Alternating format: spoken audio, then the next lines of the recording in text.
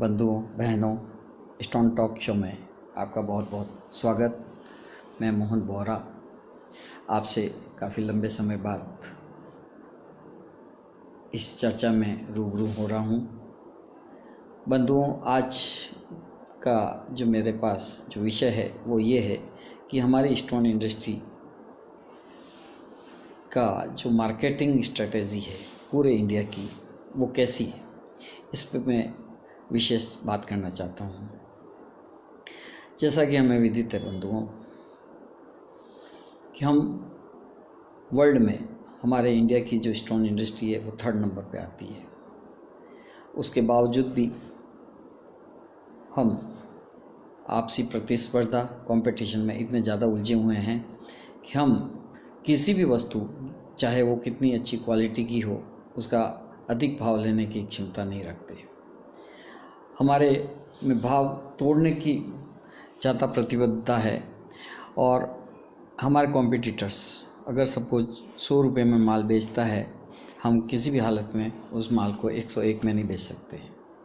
या तो हम उसको 99 में बेचेंगे, 100 में बेचेंगे, या हो सकता है कि हम उसको भाव तोड़ के 85 तक भी पहुंचा देंगे। ऐसा हम क्यों करते हैं, समझ में नहीं आता है।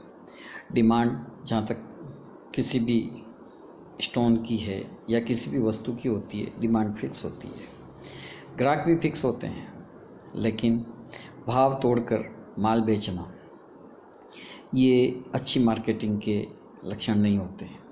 इससे धीरे धीरे जो हमारे बायर्स हैं वो इनको ये मालूम पड़ जाता है कि ये भाव तोड़ते हैं। जब उनको ये मालूम पड़ जाता है कि भाव तोड़ते हैं तो वो कभी भी फुल क्वांटिटी में, बिग क्वांटिटी में हमसे माल नहीं लेंगे। दूसरा, उनको ये भी कि हमारे पे ट्रस्ट नहीं होगा। ट्रस्ट क्यों नहीं होगा?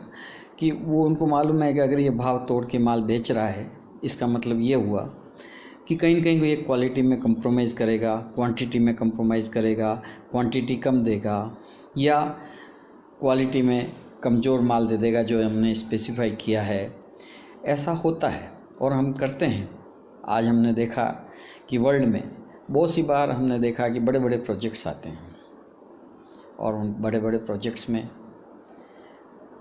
इंडियन माल की बहुत ज़्यादा उसमें रिक्वायरमेंट होती है, लेकिन वो ऑर्डर किसको पास जाता है? वो किसी इटालियन, चाइनीज़ या स्पेनिश उन लोगों के पास चला जाता है, जबकि वो माल इंडियन होता है। इंडियन कंपनी को वो माल का ऑर्डर क्यों नहीं मिलता है? ये एक बहुत सोचनीय विषय है और इसके पीछे एक ही कारण है। उनको ये मालूम है कि ये लोग बिखरे हुए हैं और ये माल नहीं दे सकते, जबकि बाहर का माल, जब बंदा हमसे माल ख़रीदने के लिए आते हैं, हम उसको भाव भी तोड़ के देते हैं, राइट टाइम पे भी माल देने की प्रयास करते हैं, क्वालिटी भी देते हैं और क्वांटिटी भी देते हैं। उसी जगह अगर हमारा कोई इंडियन बायर हमारे पास आ जाता है तो हम उसको माल देने में पसंद नहीं करते। ऐसा क्यों करते हैं? इंडियन अगर इंडस्ट्री हमारी प्रोस्पेक्टिव होगी, प्रॉस्परस होगी, तो हमारा देश में ही नहीं विदेश में भी नाम चमकेगा, हमारी गुडविल बढ़ेगी।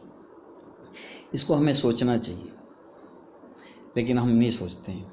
इसका एक उदाहरण हम और भी ले सकते हैं। हम कैसे बिखरे हुए हैं, हम एक साथ कभी रह नहीं सकते। इसका एक बहुत बड़ा उदाहरण है कि अगर हम इंटरनेशनल किसी फेयर में जाएं, जैसे वेरोना में गए या जैसे हम चाइना के शंघाई में गए, वहाँ देखते हैं कि इंडियन जितने भी एग्जिबिटर्स हैं वो यत्र तत्र बिखरे हुए होते हैं। एक जगह कहीं पे भी उनकी स्टॉल नज़र नहीं आती है। जबकि दूसरे देश जैसे टर्की हुआ, इजिप्ट हुआ, स्पेनिश, इटालियन, इवन अफ़गानिस्तान, ये एक साथ अपने प्रोडक्ट को एग्जिबिट करते हैं, एक साथ उनकी स्टॉल्स होती है, जबकि उनका माल ज़्यादा सिमिलर होता है और उनको ये ज़्यादा डर रहता है कि हमारे माल का दूसरा बंदा भी माल दे सकता है, दूसरा व्यापारी भी दे सकता है, जबकि उसके बावजूद भी वो एक साथ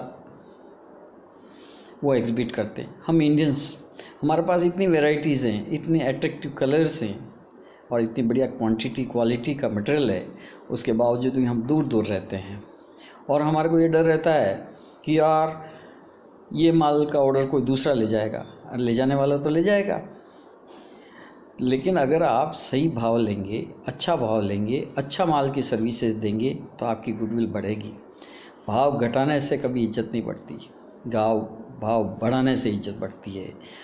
हर माल का जो भी रीज़नेबल प्राइस है वो लेना चाहिए, न तो अधिक न कम।